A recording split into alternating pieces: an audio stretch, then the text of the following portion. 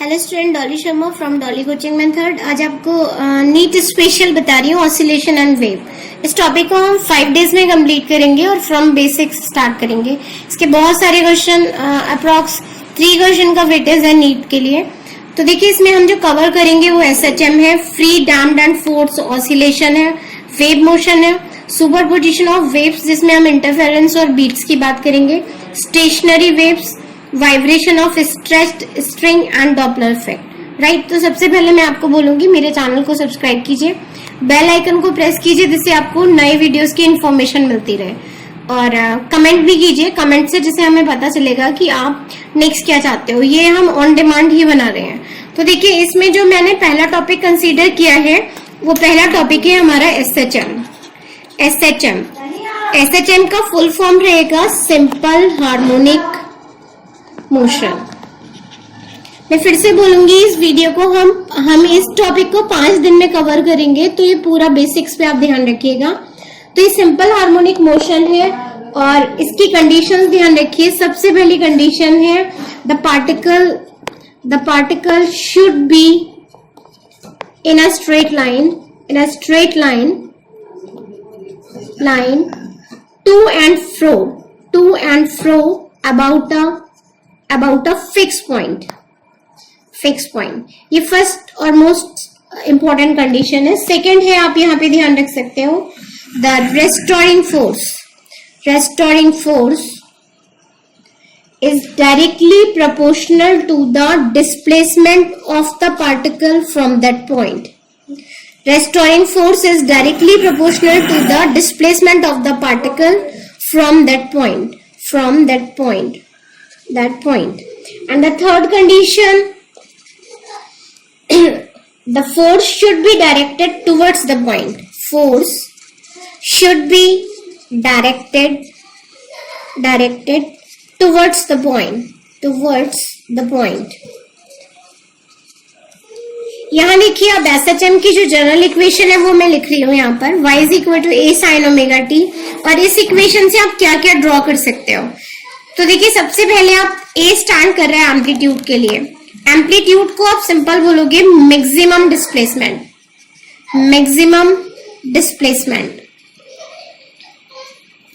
Omega stand कर रहा है एंगुलर फ्रीक्वेंसी के लिए।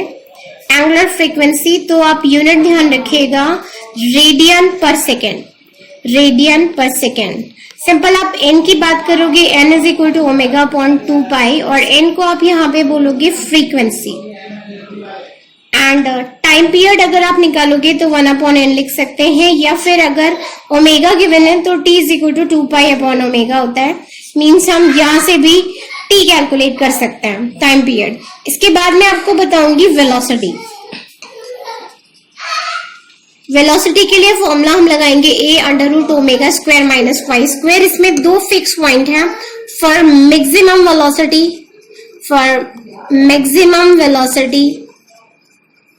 y equal to 0 means at equilibrium आपके पास v मैक्सिमम की वैल्यू रहेगी a ओमेगा। और एक और चीज कह सकते हैं, at equilibrium kinetic energy is maximum. Next point ध्यान रखिए, एट एम्पलीट्यूड। अगर हम एम्पलीट्यूड की बात करें तो y is equal to a रहेगा, और इस समय v की वैल्यू रहेगी 0, यानी मिनिमम वेलोसिटी होती है। इसी में अगर मैं आपसे बोलूं एक्सेलरेशन, तो एक्सेलरेशन को हम ओमेगा स्क्वायर y से निकालते हैं, इससे माइनस साइन इंडिकेट रहता है, और मैक्सिमम वैल्यू अगर आपको निकालनी है that is omega square into a रहेगी। यहाँ पे अगर मैं आपसे बोलूं काइनेटिक एनर्जी, 2 वैल्यूज के हम बारे में और बात कर रहे हैं। अगर काइनेटिक एनर्जी की बात करें तो half m omega square bracket में a square minus y square, और y की वैल्यू a होने पर ke की वैल्यू रहेगी 0 and y equal to 0, ke की वैल्यू मैक्सिमम रहेगी, that is half m omega square a square रहेगी। पोटेंशियल एनर्जी को हम half m omega square y square लिखते हैं। तो सेम वही प्रोसीजर है, y इक्वल टू a पर u की वैल्यू मैक्सिमम होगी, that is half m omega square a square, and y equal to 0, u minimum रहेगा, दैट इज योर 0।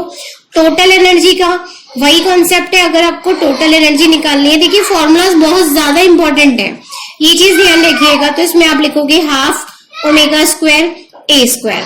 इसके जगह आप एक पॉइंट ध्यान रखिए, अगर हम differential equation of the SHM की बात करते हैं तो माइनस ओमेगा स्क्वायर वाई आता है, उसको आप इस फॉर्मेट में लिख सकते हो। ये सेकेंड डिग्री इक्वेशन है। इसी में मैं आपको बता रही हूँ, यहाँ पर टाइम पीरियड के बारे में बात कर रहे हैं, रिलेटेड टू टाइम पीरियड।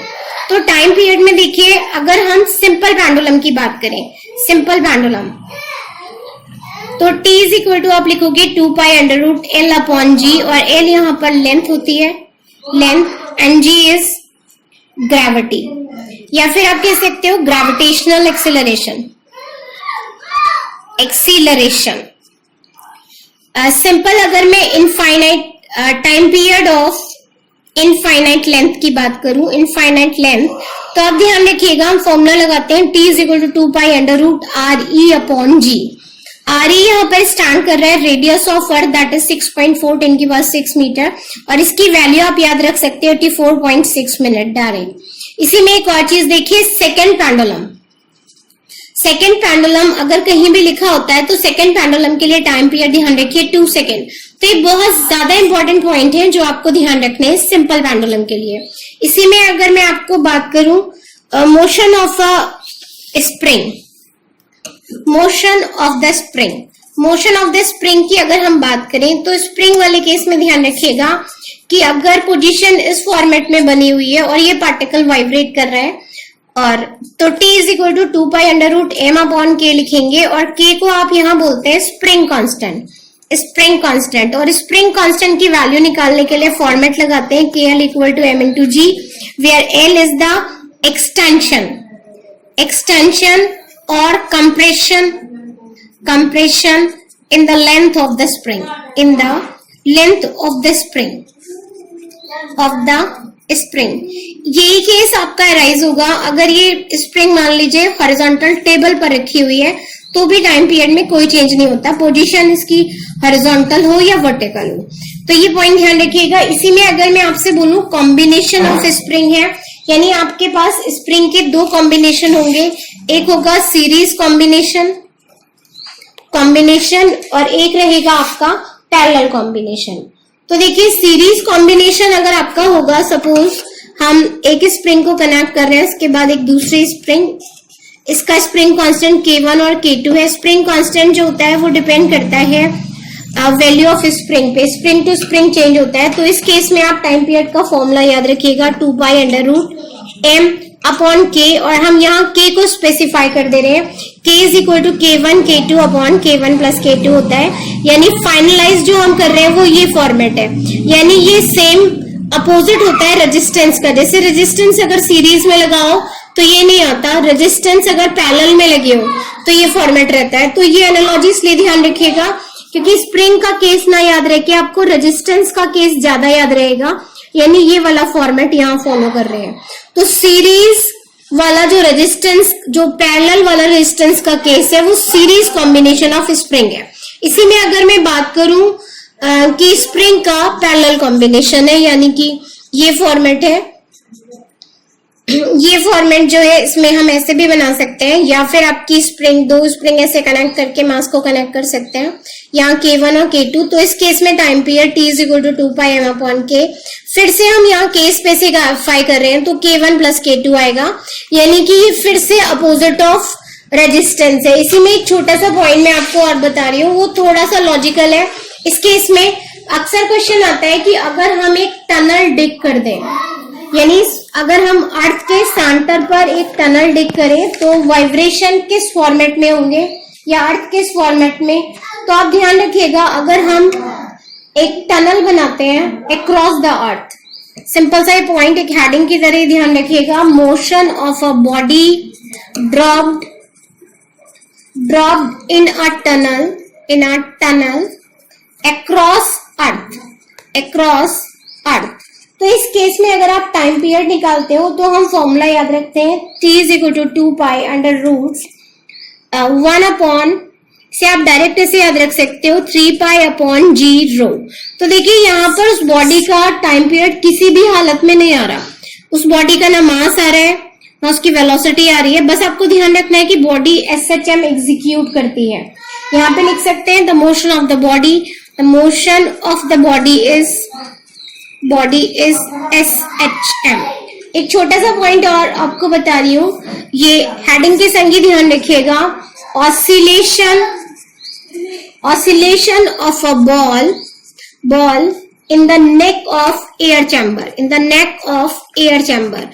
ये जो कंसेप्चुअल क्वेश्चन आपके उसमें फ्रेम होते हैं उनमें रहता है नेक ऑफ अ चैम्बर, यानी कुछ ये फॉर्मेट है यहाँ पर, और इस जगह आपने क्या है, एयर फिल की हुई है, और यहाँ पर जो बॉल है उसका ऑसिलेशन अगर हम कंसीडर कर रहे हैं, ये बॉल की एक पोजीशन है और एक पोजीशन ये है, तो यहाँ पे जो चेंजेस हुए हैं वो y के हुए हैं।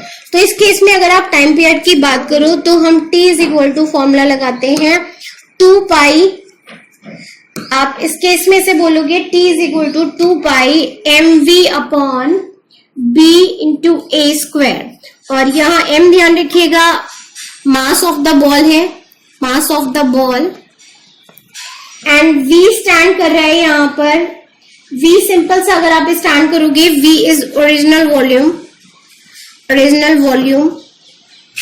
एंड a स्टैंड कर रहा है आपका एरिया के लिए, area, and b is your bulk modulus.